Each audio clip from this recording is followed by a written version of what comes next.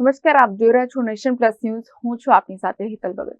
દિલ્હીમાં ભાજપનો ભગવો લહેરાવશે, જેને લઈને ઋષિકેશ પટેલે પ્રતિક્રિયા આપી છે. દિલ્હીમાં જૂઠની રાજનીતિનો હવે અંત આવશે અને વિકાસની રાજનીતિ શરૂ થશે.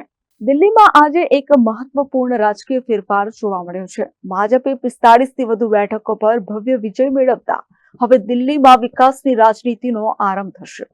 રાજ્યના નાગરિકો માટે બધી આવશ્યક સુવિધાઓ સુનિશ્ચિત કરવાના વચન સાથે ભાજપના નેતા ઋષિકેશ પટેલે નિવેદન આપ્યું છે કે જૂઠ અને ભ્રમની રાજનીતિનો હવે અંત આવ્યો છે. ભાજપના નેતા ઋષિકેશ પટેલે કહ્યું કે ભોળા લોકોને છેતરીને રાજનીતિ કરવામાં આવી હતી, જેને હવે જનતાએ ફંગાવી દીધી છે.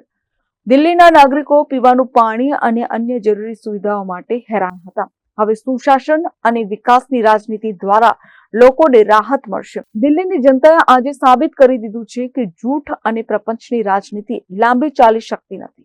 અરવિંદ કેજરીવાલની જૂઠી વચનો અને વાદાઓનો આજે અંત આવ્યો છે.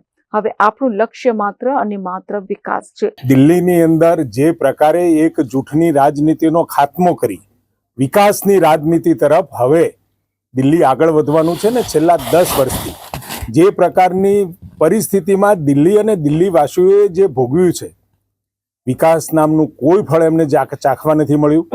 જ્યાં આગળ ગરીબ અને મધ્યમ વર્ગની વસ્તી રહેતી હતી, ત્યાં પીવાના પાણીની વ્યવસ્થા નહીં, એકદમ ગંદુ પાણી, ઇલેક્ટ્રિસિટી, કેટલા કેવળ ને કેવળ જૂઠની રાજનીતિના સહારે અને ખોટી બાબતોને ખૂબ સરળતાથી જૂઠ બોલી અને ભરમાવી અને 10 વર્ષ શાસન કર્યું.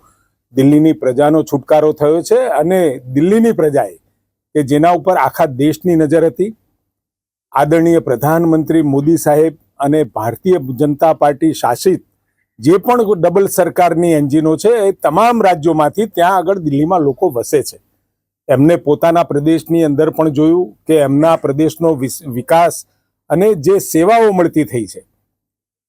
તમામ પ્રજા જે બાકીના રાજ્યોમાં વસતી, ત્યાં વસતી જે પ્રજા હતી, એમને બિલકુલ નિશ્ચિત બનાવી દીધું, નિશ્ચય કરી લીધો કે હવે બદલાવ અને મોદી સાહેબના નેતૃત્વ અને એમના વચનો ઉપર દેશ જ્યારે વિશ્વાસ મૂકી રહ્યો છે અને એમની ગેરંટી એટલે પૂરી થવાની ગેરંટી, એ વાત એમના મગજમાં બરાબર ઉતરી અને પરિણામે આજે જે પ્રકારની રાજનીતિ કેજરીવાલની સમાપ્ત થઈ અને ફરી એક વખત વિકાસની રાજનીતિ અને સબકા સાથ સબકા વિકાસની રાજનીતિનો ઉદય એ દિલ્હીમાં થયો છે. Janak Patel, Nation Plus News, Gandhinagar. સમાચારોનો સતત અપડેટ મેળવવા માટે અમારી નેશન પ્લસ ન્યૂઝની યુટ્યુબ ચેનલને સબસ્ક્રાઇબ કરો, બેલ આઇકન દબાવો અને જોડાયેલા રહો ફેસબુક, ઇન્સ્ટાગ્રામ અને ટ્વિટર પર.